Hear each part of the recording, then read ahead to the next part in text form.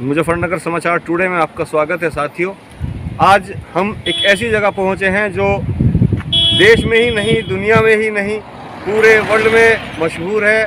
शुक्रताल तीर्थ स्थान जो है इसको कहा जाता है और ये महाभारत कालीन नगरी है।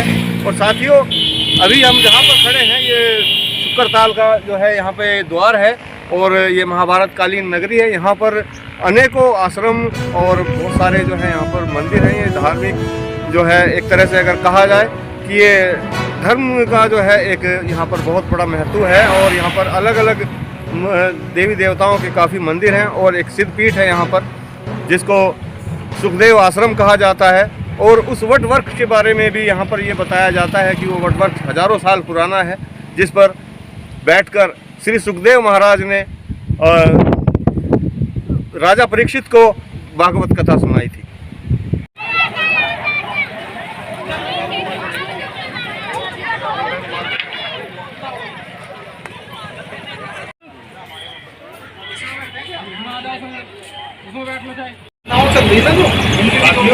हम आए हैं शुक्रताल, यहाँ पर जो शुक्रताल का गंगा घाट है और यहाँ पर आप देख सकते हैं हजारों लोग जो है यहाँ पर स्नान करते हैं और धर्माव उठाते हैं। साथियों, हमारा जो आज का मिशन है वो शुक्रताल जो तीर्थ क्षेत्र है उसकी जो है उसकी तमाम जो है चीज़ों को दिखाना और उसके बारे में बताना हमारा आज का लक्ष्य है। और साथियों, आज यहाँ पर आप देख रहे हैं कि गंगा स्नान जो है श्रद्धालु कर रहे हैं और सैकड़ों की संख्या में जो श्रद्धालु जो है यहाँ पर स्नान कर रहे हैं। और यहाँ पर अभी जो हम जा रहे हैं वो संगम है गंगा और सोलानी नदी और गंगा नदी दोनों आपस में एक जगह संगम हो रहा है उनका। अभी साथियों हम वहीं पर अभी चल रहे हैं और वहीं पर आपको जो है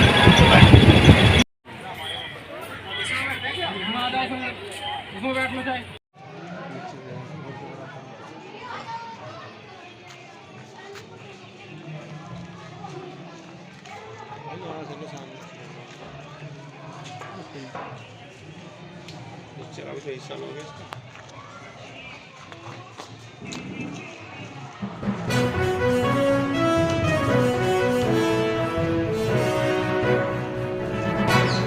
मेरा नाम राम प्रकाश शर्मा जी। मेरी दुकान 15-20 साल हो गए। अच्छा, एक बात बताएं, जहाँ हम खड़े हैं ये वट वृक्ष है और राजा परीक्षित जी को महर्षि सुखदेव ने जो है यहाँ पर भगवत कथा सुनाई थी जी। तो उसके विषय में क्या कहना चाहिए, क्या मान्यता है यहाँ की? यहाँ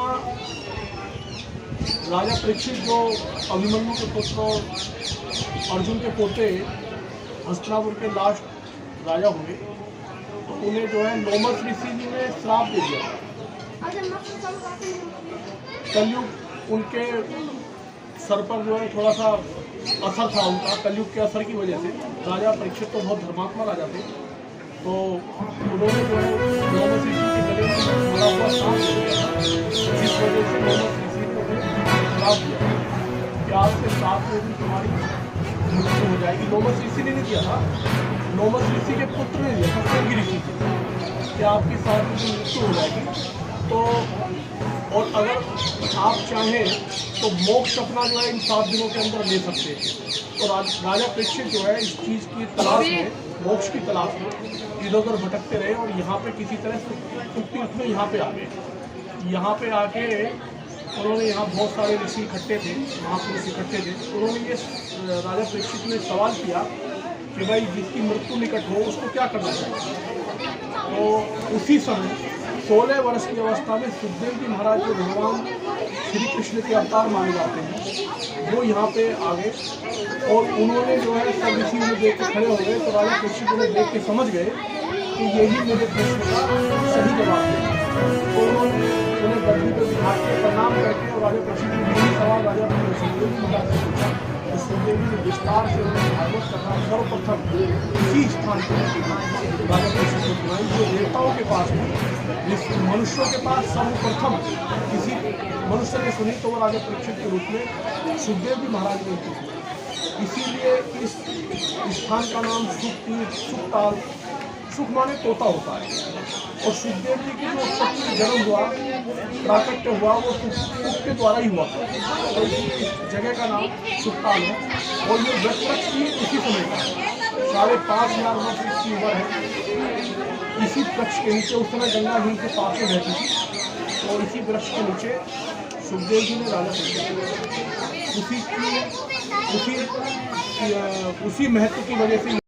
और ये दर्शन होते हुए इस पेड़ की 3 विशेषताएं। एक दाढ़ी नहीं लगती, दाढ़ी नहीं लगती, और ये मनोकामना पूरी करता है, हमेशा हरा। अच्छा, एक बात मैं समझ, यहाँ पर श्रद्धालु आते हैं, कहाँ से किस जगह से आते हैं? यहाँ श्रद्धालु अब तो पूरे भारतवर्ष के कोने कोने से लोग आते हैं। मतलब कोई भी हमारे भारत का कोई हिस्सा ऐसा नहीं है जहाँ से यहाँ पे लोग ना आते हैं, सब जगह से लोग। अच्छा, जैसे बताया जाता है कि ये महर्षि जो है स्वामी कल्याण देव जी की जो है भूमि रही है, और उन्होंने यहाँ से काफी जो है विकास कराया है। क्या कहना चाहेंगे स्वामी कल्याण देव जी के विषय में? स्वामी कल्याण देव जी महापुरुष थे, और उनको उपाधि दी जाती है कर्मयोगी थे। उन्होंने चित्ताल में सबसे पहले उन्होंने आके यहाँ पे चित्ताल की खोज करी। इसकी जो है मतगणना हुई थी किसी कुंभ में, वहाँ पे महापुरुषों के बीच में इलाहाबाद कुंभ में। तो स्वामी कल्याण देव महाराज किसी तरह से यहाँ पहुँचे, और उन्होंने जानकारी ढूंढा और देखा कि जगह स्थान जो है हमारे भारतवर्ष की धरोहर है, हमारे सनातन धर्म की धरोहर है। तो उन्होंने मतलब इसको जो है इसका विकास और विस्तार करने के लिए उन्होंने पंडित जवाहरलाल नेहरू से लेकर पहले राष्ट्रपति डॉक्टर राजेंद्र प्रसाद और अब्दुल कलाम तक सबसे महाराज जी विभूषित थे। और उन्होंने बड़े बड़े राजनेता यहाँ पे बुलाए। पंडित जवाहरलाल नेहरू यहाँ आए, और 20 वर्ष से तो मैं ही देख रहा हूँ कि योगी जी, मुलायम जी और विश्वनाथ प्रताप सिंह, चंद्रशेखर आजाद प्रधानमंत्री बने। तो कई लोग मेरे सामने यहाँ पे मतलब आए। महाराज जी की वजह से ही ये जो आज विकास हो रहा है, चित्रकाल में जो आज यहाँ भीड़ हो रही है, यहाँ जगह जगह का जो आदमी आ रहा है वो महाराज जी की जगह है। महाराज जी बहुत महापुरुष थे और बहुत त्यागी थे। एक बात और बता दूँ, महाराज जी यहाँ का अन्न और जल भी नहीं थे। महाराज जी ऐसे वो थे कि वो अस्पताल में सुखदेव आश्रम का वो किया है, बनाया है। तो महाराज जी जो है मतलब गाँव से अलग से जो लोग की सब्जी आती थी, महाराज जी की 2-3 चीज़ थी, रोटी, तोरी और भिक्षा आती थी यहाँ पे। वही भिक्षा महाराज जी आती थी। धन्यवाद शर्मा जी, आपने बहुत अच्छी जानकारी दी है यहाँ पे।